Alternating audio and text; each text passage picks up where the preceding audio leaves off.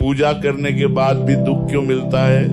कल्पना कीजिए, एक व्यक्ति है जो रोज सुबह जल्दी उठता है, स्नान करता है, दीपक जलाता है, भगवान का नाम लेता है, मंदिर जाता है, व्रत भी रखता है, लेकिन उसके जीवन में परेशानियां कम होने के बजाय बढ़ती ही जा रही हैं। एक दिन वह भगवान के सामने खड़ा होकर पूछता है, हे प्रभु, मैं आपकी पूजा करता हूँ, फिर भी मेरे जीवन में इतना दुख क्यों है? आखिर मेरी गलती क्या है? क्या ये सवाल कभी आपके मन में भी आया है? अगर आया है तो आज का ये वीडियो आपके लिए है, क्योंकि आज हम किसी अंधविश्वास की नहीं बल्कि उस आध्यात्मिक सोच की बात करेंगे जिसने लाखों लोगों को कठिन समय में भी संभलने की शक्ति दी है। क्या पूजा का मतलब केवल सुख पाना है? हम में से बहुत से लोग अनजाने में पूजा को एक लेन देन की तरह देखने लगते हैं। हम सोचते हैं मैं पूजा करूंगा तो भगवान मेरी हर इच्छा पूरी करेंगे, मैं मंदिर जाऊंगा तो मेरे जीवन में कोई समस्या नहीं आएगी। लेकिन क्या सच में पूजा का अर्थ यही है? जरा सोचिए, अगर एक छात्र रोज अपने शिक्षक का सम्मान करे लेकिन पढ़ाई बिल्कुल न करे तो क्या केवल सम्मान करने से वह परीक्षा में पास हो जाएगा? शायद नहीं। सम्मान जरूरी है, लेकिन उसके साथ प्रयास भी जरूरी है। ठीक इसी तरह पूजा कई लोगों के लिए आत्मचिंतन, कृतज्ञता, अनुशासन और ईश्वर से जुड़ने का माध्यम होती है, लेकिन जीवन में लिए गए निर्णय, मेहनत, व्यवहार और कर्म भी परिणामों को प्रभावित करते हैं। यही कारण है कि केवल पूजा करने से जीवन की हर कठिनाई तुरंत समाप्त हो जाएगी, ऐसी अपेक्षा हमेशा पूरी नहीं होती। दुख हमेशा सजा नहीं होता। जब जीवन में कठिन समय आता है तो हम अक्सर मान लेते हैं कि भगवान हमसे नाराज रहे, लेकिन क्या हर कठिनाई सजा ही होती है? सोचिए, जब एक सुनार सोने को आग में तपाता है तो उसका उद्देश्य सोने को नष्ट करना नहीं होता, बल्कि उसे और शुद्ध बनाना होता है। उसी तरह जीवन की चुनौतियां भी कई बार हमें धैर्य, समझ, साहस और परिपक्वता सिखाती हैं। जब सब कुछ आसान होता है तब हम कम सीखते हैं, लेकिन जब जीवन हमें कठिन परिस्थितियों से गुजारता है तब हम अपने भीतर ऐसी शक्ति खोज लेते हैं जिसका हमें पहले एहसास भी नहीं था। इसीलिए कई आध्यात्मिक परंपराएं कठिन समय को केवल दुर्भाग्य नहीं बल्कि सीख और विकास का अवसर भी मानती है। इसका मतलब ये नहीं कि दुख अच्छा लगता है या हमें उसे हल्के में लेना चाहिए, बल्कि इसका अर्थ यह है कि दुख के बीच भी हम अर्थ, सीख और आगे बढ़ने की शक्ति खोज सकते हैं। कर्म की भूमिका। एक और बात जिस पर अक्सर चर्चा होती है वो है कर्म।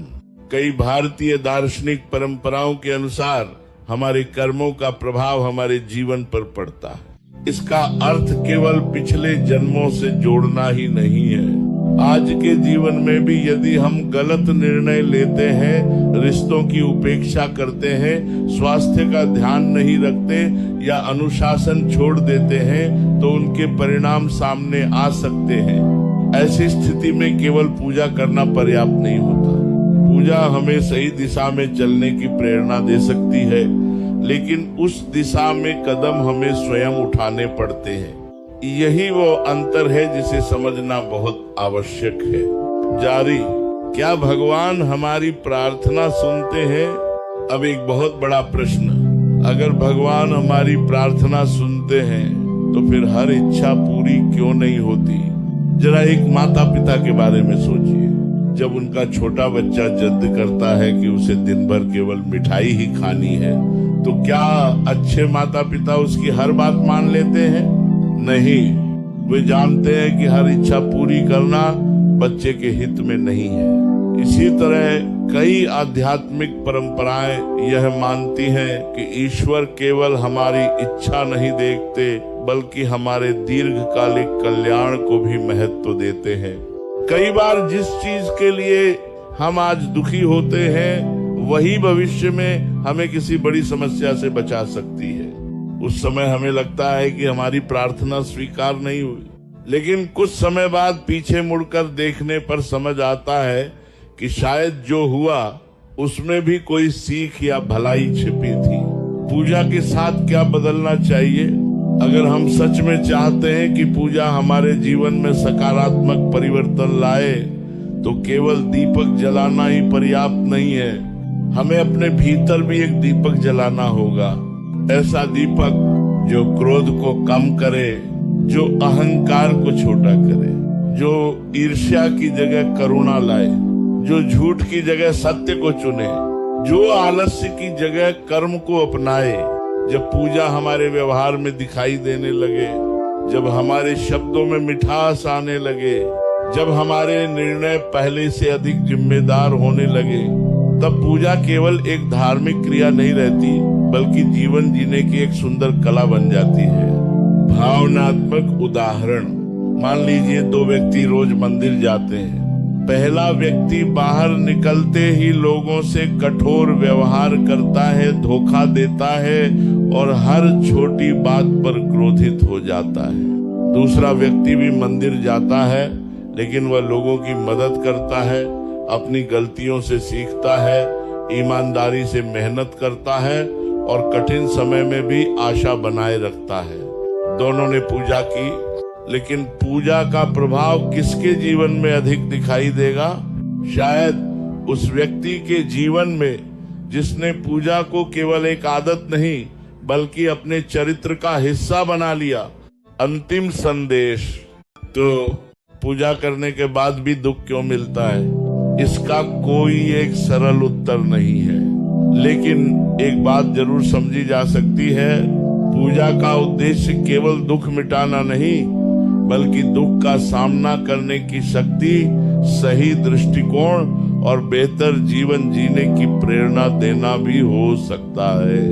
जब पूजा के साथ अच्छे कर्म, धैर्य, ईमानदारी, अनुशासन और करुणा जुड़ जाते हैं, तब उसका प्रभाव हमारे व्यक्तित्व और जीवन दोनों में दिखाई देने लगता है। याद रखिए, भगवान केवल हमारे हाथ जोड़ने को नहीं, बल्कि हमारे कर्मों को भी देखते हैं। और जब भक्ति और कर्म साथ चलते हैं, तब जीवन में आने वाली कठिनाइयां भी हमें तोड़ने के बजाय मजबूत बनाना शुरू कर देती है। अगर आज की इस बात ने आपके मन में कोई नई सोच जगाई है, तो इस वीडियो को अपने परिवार और मित्रों के साथ जरूर साझा करें। कमेंट में लिखिए, सच्ची पूजा वही है जो जीवन बदल दे। ऐसी ही आध्यात्मिक, प्रेरणादायक और जीवन को नई दिशा देने वाली वीडियो के लिए माइंड एक्सप्रिंट को सब्सक्राइब करें। मिलते हैं अगले वीडियो में। धन्यवाद।